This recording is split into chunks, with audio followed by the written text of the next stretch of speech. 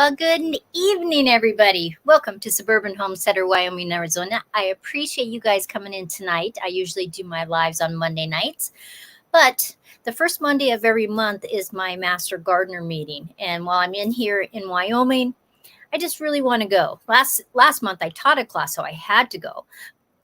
But I am on the board, and so it's just something I want to do. Plus, I love my Master Gardeners. So I just appreciate that the first of each month, while I'm in Wyoming, I can switch it to a Tuesday. So thank you very much. And let's just say a quick hi. Todd is in here. And Xander, Julie. And I thought I saw Teresa in here. Yes, and there's Teresa. Hello, hello, hello. So, Julie says, I just wondered last night, forgot you had it scheduled for tonight. I probably should have put it on the community tab. I did tell my members that it was switched. So I will have to always remember that on the first Monday of each month. So today we're going to talk about potatoes. I love growing potatoes. And a lot of times people they buy their potatoes, the sets, the starts, and some people cut them up. And I honestly have to tell you that I used to cut my potatoes before I planted them in the ground. And then one day I was looking at the cuts, because you cut them and then you let them sit out in the air. And so they kind of toughen up right there on the outside, and then you plant them. But I thought to myself, logically, the only nutrients those potatoes are getting at the beginning, before they start sending out their roots, is that little piece of potato. And so I thought, no, I'm just going to always plant the entire potato. And so I have done that for years and years now. And I honestly believe that I get more potatoes from that. But those are choices. And like every gardeners they're different, and everybody has their ways. But for me, planting the entire potato is better. Now, I also start my potatoes before they actually go into the ground. When we lived in Wyoming all the time and we didn't go back and forth to Arizona, about first part of April, when they first started to go on sale, I would get some 2-gallon buckets or 1-gallon buckets, just depending on what I had at the time. And I would start my potatoes. I would plant them in soil. First, I'd put newspaper so it covered the holes on the pots. Then I would put the soil, put the potatoes in, and then add some more soil. And then I would just put them downstairs, because until they go past that soil line, they don't need any light at all. And it can be cool. They'll still start growing. It's not freezing down in my basement. And so I would have just tons of potatoes. As soon as they started coming up, I usually would move them to my hallway, put some lights up, and so that they could grow inside until it was warm enough for me to plant them out. Just because in Wyoming, you have to have the soil warm enough and no threat of a lot of snow or hard frost, because that will kill the top of your potatoes. Todd says that he planted green beans last Monday and they're doing great, all the sunshine and rain. Excellent. Green beans are kind of like potatoes. If you plant them too early, it can be too cold outside. The soil is too cold, and the chance of frost can kill them. So there's nothing wrong with waiting for a while before you plant. You can also plant in July, just so that you have harvest time at the end of September. So there's always options. I was talking to somebody the other day, and they said that they just hadn't got their garden in. Then they were just resolved that they just weren't going to have a garden this year. And I said, you have plenty of time. Now, you couldn't start tomatoes from seed where we live. Some places around the country you could. But I said, go find some tomato starts, plant your garden, and harvest it all this fall in September. They were very excited. But now that I go both places, So I'm half the year here, half the year in Arizona, but I have gardens in both places. And so my potatoes that are in my two big raised beds right now, this is the fourth season for those potatoes. And what I mean by that is at the end of the year, I just save some of the potatoes, especially anything that has green on it, because it can grow another potato, but I really probably wouldn't eat too many that had green on them. And I will put them in either in containers or boxes. And in a cardboard box, I just line it with a garbage bag, put some newspaper, or sometimes I've put wood chips in there, then the soil, then the potatoes, and then more soil. And I just let them start growing right there in the boxes. And then I take them to either Wyoming or to Arizona, depending on where I'm going. And I saw Henry Leslie Vermont is in. Hello. Julie says that she harvested tons of green onions last week and made pesto. Yum, yum, yum, yum. I do love pesto because this is a fun time. There's a lot of people that are harvesting different things. And Anne is here. Anne, I sent you a text message with a little video, and I asked her for an address. I haven't looked at my phone, so you could have already answered. So potatoes are very versatile. But why do I cut my potatoes in half? And I'm not talking about the potatoes themselves. I'm talking about the plants. Why in the world would I do that? Now, there's controversy. There are some people that say it doesn't make any difference, but I'll just tell you what my experience is. Probably 10 years ago, maybe even 15 years ago, I met a gal that lives in Newcastle, which is, it's probably about an hour from my house. She has a huge garden. She lives outside of Newcastle. And she was growing potatoes. And she said that a friend of hers had told her to cut the potatoes in half. Well, she was skeptical. And so she took half of her potatoes. So they're all in the same soil, all the same kind of potatoes. Half of them she cut in half in July. The other ones she just let grow. And she said when she went to dig them up, she had way more potatoes in the area where she had cut them. And so I thought, okay, I'm going to try that. I'm going to see. And yes, I will email it to you. Yeah, not a problem at all. And so I started somewhere between July 4th and July 15th, depending on when I actually got the potatoes in the ground, how tall the potato plants are. Like my potato plants, my big raised beds right now, I have 2 big raised beds that are probably 4x6, 4x8, something. They're big. And they're easily over 2 feet tall. Easily. They're probably bordering more on the 3 feet tall. So after the 4th of July, sometime before the July 15th, I'm going to literally cut those in half. I'm just going to take my nippers and I'm going to cut them. And because over the 10, 15 years that I've been doing this since this lady told me about it, I have consistently had more potatoes by cutting them than if I didn't cut them. Now, I've had people ask me, what about the flowers? Well, a lot of times you'll grow potatoes, you'll never even see a flower. It does not make a difference if you have to get potatoes. And, oh, Angie's here too. Hey, Ange, how are you? And I missed Henry. Let's see, we do mostly starts from the local farm and have great results most years. Awesome.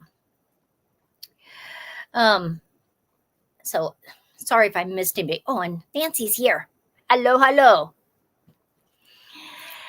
So I have just started cutting them. Now, there are people that you will talk to gardeners that you will talk to, or you might see online, or you might see in a video that, like, I cut mine in half, but there are people that will cut it down to 6 inches. Some people will cut it down so there's just about 2 inches. I have just always done half, and that has worked good for me. Now, I have found a few things to be true. Oh, and Rebecca's here. Hello, Rebecca. How are ya? I have found that when I cut them, I have way less disease. I mean, seriously less blight than, I rarely have blight ever. And I think part of that is because I do cut my potatoes. There's a lot of airflow going through there. There's a lot of sun penetration, and there's plenty of leaves still. And you will find that your potatoes will still leaf out some. But at that point is a perfect time to just, I'm going through cutting, and as I'm walking through, well, actually, I'm reaching over on my raised beds this year. I can just dig a little trench, and I can plant some carrots right there. I could plant green onions right there. The bundle of green onions that you get at the store, and sometimes they're 2 bundles for $1. I just nip those down to about 2 inches, plant them, and it doesn't hardly take any time at all, and you've got beautiful green onions to eat. But there's a lot of shading because of the potato plants, and it's not going to affect the potatoes' growth, and it just gives me one more thing to plant while I'm doing it. Now, you could plant lettuce, you could plant carrots, radishes, green onions, different things like that. And why not? If you're in the middle, you might, you got that space in the middle, and you've trimmed those potato plants so there's lots of sunlight and airflow and everything. Why not? So that's just something I do. But I have found that when I prune them, the potatoes are ready sooner. They can grow longer. If I would just, they'll die back less, but I can easily just dig in and take some of those new potatoes out and eat them. They are fabulous. And I don't know if you guys have ever eaten what they call new potatoes. It's the brand new little ones that you're just moving your hand in the soil and just pulling them up. Oh, they're just amazing. You can literally just take the skin, running it underwater using your thumbs, and the skin will just peel right off. It is amazing. And the flavor, spectacular. But it's made it so that when I've done those pruning techniques. Now, there's some people that all they do is, if your potatoes flower, all they're doing is cutting the flowers off after the potatoes are done. And they think that that makes a difference, that it helps with the energy going to the potatoes.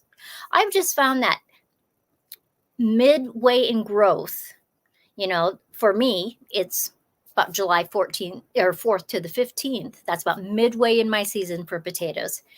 It just works perfect. Also, after I cut them, I don't fertilize them at all. I won't give them any compost. I won't spray any fish emulsion on them past that point, because I don't want the increase of growth. I just want the potatoes to get bigger. Now, how many of you guys, I'm going to click this across. How many of you guys are actually have potatoes growing in your gardens, in buckets, in garbage cans, in bags? How many are you? How many of you guys are growing?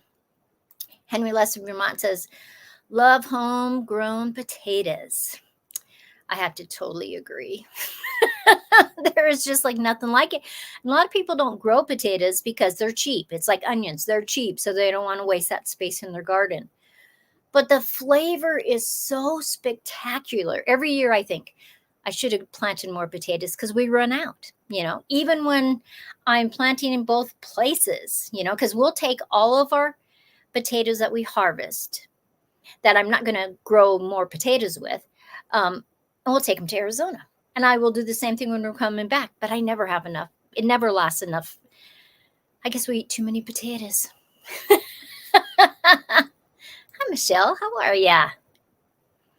And Todd says, I'm getting ready to plant some potatoes. Excellent. You know, if people have a long season, they can easily start potatoes right now. And there are what they call early potatoes. They don't take as long to develop, you know. It's like a lot of vegetables. You look on the back of the package and it'll tell you 60 days, 75 days, 120 days. And potatoes are like that too. There's a lot of different kinds of potatoes that are very short in the growth. And then there are ones that take longer to grow.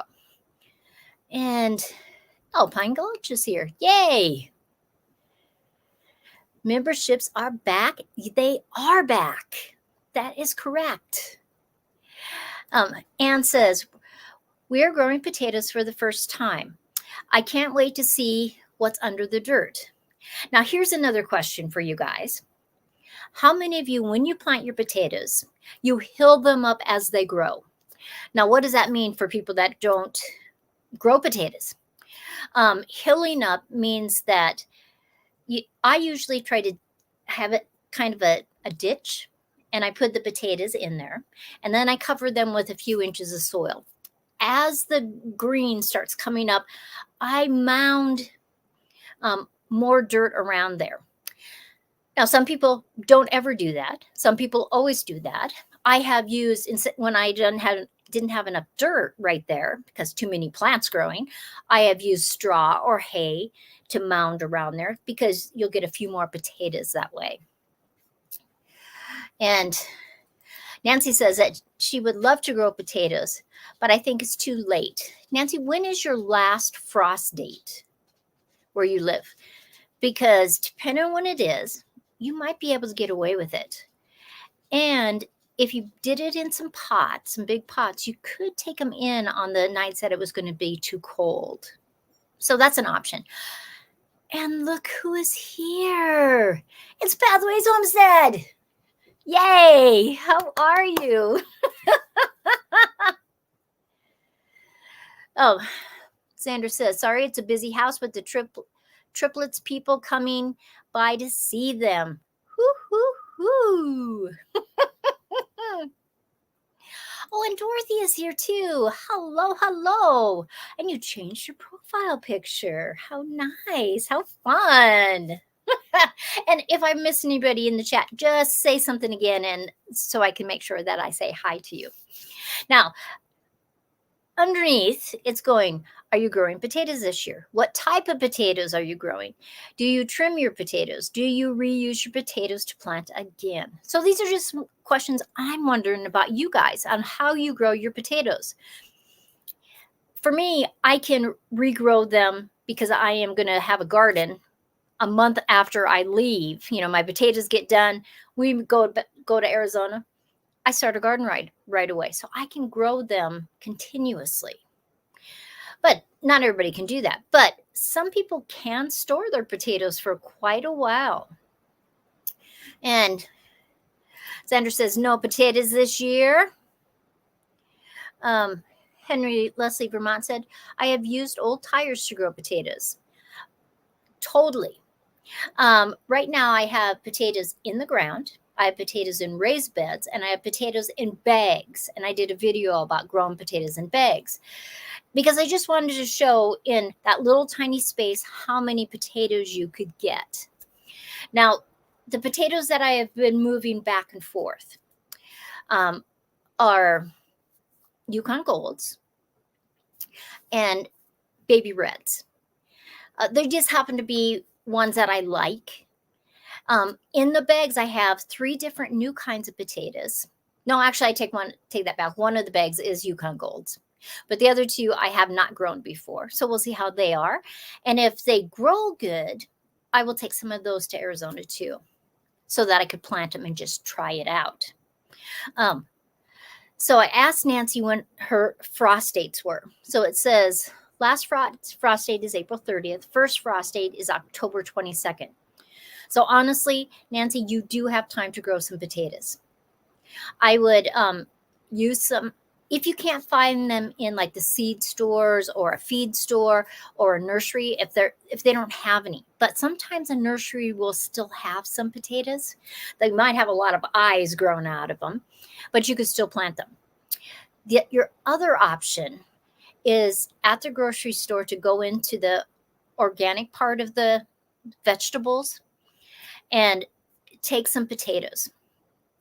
Now, a lot of times at the grocery store, they put in inhibitors so they don't sprout in the store, but you're more likely not to have that when they're organic. And so that is something. Oh, thank you so much. Alpine Gulch became a member. Thank you. I had members and then I stopped for a while and I started again. And of course, Dorothy is one of my members. Anne is one of my members that's in here. Teresa is in here, and they're all members. So thank you for that. I appreciate that always. And for members, every Monday morning, I do have a video. Plus, sometimes I have other videos, or sometimes you might watch a video earlier than other people, things like that. And Anne's so sweet. She says, welcome and thank you, new members. So kind. I mean, serious, so kind. I appreciate it. So I have tried to grow potatoes in a lot of different ways. Things that I have learned through those processes. Have you ever seen people on a video that grow potatoes and they just keep adding things on top, and the potato gets bigger and bigger and bigger, and there's just like tons of potatoes in there? You go to try to do that and it doesn't work. Why is that? Potatoes are like tomatoes. There's indeterminate, and those are the ones that you usually buy or order. They're only going to get a certain height, and they're only going to have a certain level. That's where the potatoes are produced. But there are a few types of potatoes that are indeterminate. And so those are the ones that you have to have if you're going to keep adding. Say you're doing it in a couple tires. You have indeterminate potato. So it keeps growing taller, and you can add another tire on there, or maybe it's a wood box, or however you're doing it. And it will keep growing and will have more potatoes in there. But you just have to make sure that you are getting the correct kind. Oh, no worries, Dorothy, at all.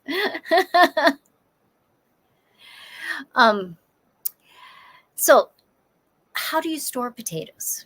Now, because this can be an issue too. Say you have a big garden, and some of you guys that have big gardens maybe chime in on the chat on how you actually store your potatoes, because I'll tell you how I usually do it. When I've grown lots of potatoes, and we lived in Wyoming all the time, potatoes can't freeze, but they can get pretty cool. So what I would do, we have an unheated garage. I had these great big garbage cans. I would put straw, then potatoes, then straw, then potatoes, straw, and potatoes. And I did the same thing with my carrots. And I always put the largest ones at the bottom and the smaller ones at the top, because if any of them are going to start to go bad, it's usually the smaller ones that will do that faster. The moisture gets drawn out of them, and so it's just really worked good. Xander stores their potatoes in a dirt box. Lots of people do that. Some people will use damp sand. Some people will use, maybe not a root cellar, but maybe they have underneath their stairs where it keeps really cool, and they'll use big baskets, and they'll either use dirt, newspapers, straw, hay, lots of different things like that. So if you have an overabundance of your potatoes, why not store them, and you can just keep using them through the season? A lot of people used to store their potatoes in straw in their barns. And Henry Leslie Vermont says, we have a potato bin in the cellar. See, any kind of thing that's going to keep it a little cooler. I've known people that have individually wrapped their potatoes with newspaper, just like they do apples or pears. So they're not actually touching each other, and they keep it in a cool place, and it seems to work very well. I know it works great with my apples and my pears to do that. The only thing I would suggest is that every so often you look at your potatoes, check them in case there's any spoilage, maybe something's getting soft in a spot. Make sure you're using those right away. They say not to eat the green if the potato has green on it, or cut the green part out of that. You know, I told my dad that one time. My dad is 93 years old. He grew up on a farm.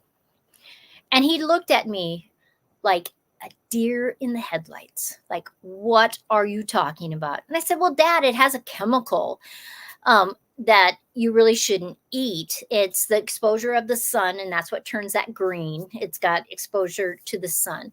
And he said the entire time he was growing up, his entire life, it didn't make any difference. They ate them anyway.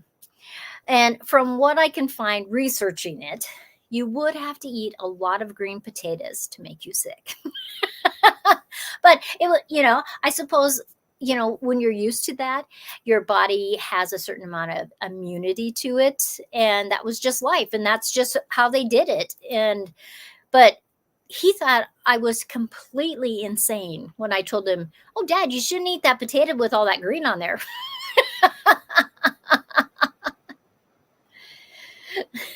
So it's interesting, you know. But, you know, you have to take some wisdom from somebody that's 93 years old, has gardened his entire life, you know, because even when he left the farm, when my parents bought their first house and they built their second house, they always had gardens. And it was not my mother that gardened. My mom does not want to be out in the dirt. She didn't do flower beds. It was all my dad. And so you just have to take some wisdom from all that knowledge. Totally true. To store them, it needs to be cool, dry, dark. And they leave them in the dirt. We leave the dirt on them. I do too. I don't wash my potatoes off. I mean, if there's big hunks of dirt, I'm definitely going to just push that off. And but those are just, you know, choices. I just have found, and you guys chime in too, that if you wash your potatoes or your carrots, or your onions, garlic, things like that, that makes that moisture hold on to there, I just have found that they don't store as well. Alpine Gulch says, my dad says the same thing. Washing potatoes. We only do that when we're about to use them. That's what I do too. I just, unless there's a big hunk of dirt, I just leave that dirt on the outside. I also, one of the other things I do when I'm storing potatoes is when I take them out of the ground, I set up tables downstairs and I just let them sit there. What I found, if I let them sit for, even just a week or two, the skins get a little harder, that a little tougher. And so I think they also last a lot longer.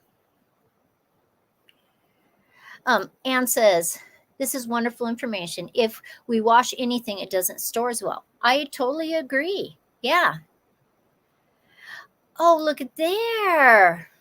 The 6th is her wedding anniversary. Okay, Dorothy, how many years? Very exciting. This is my birthday month. I have decided that I'm going to be 66 years old, and I might as well celebrate my birthday for the entire month. But on the 29th, on that Monday night, it is my birthday. So you have to stop in and see what kind of gifts I'm giving away. You know, because that's what I have done. Lots of birthdays, just giving things away instead of receiving it. Nancy wants to know if you can do that with sweet potatoes, and what can you companion plant with them? Well, yes, you can trim your sweet potatoes. A dozen. Dorothy's been married 12 years. Awesome.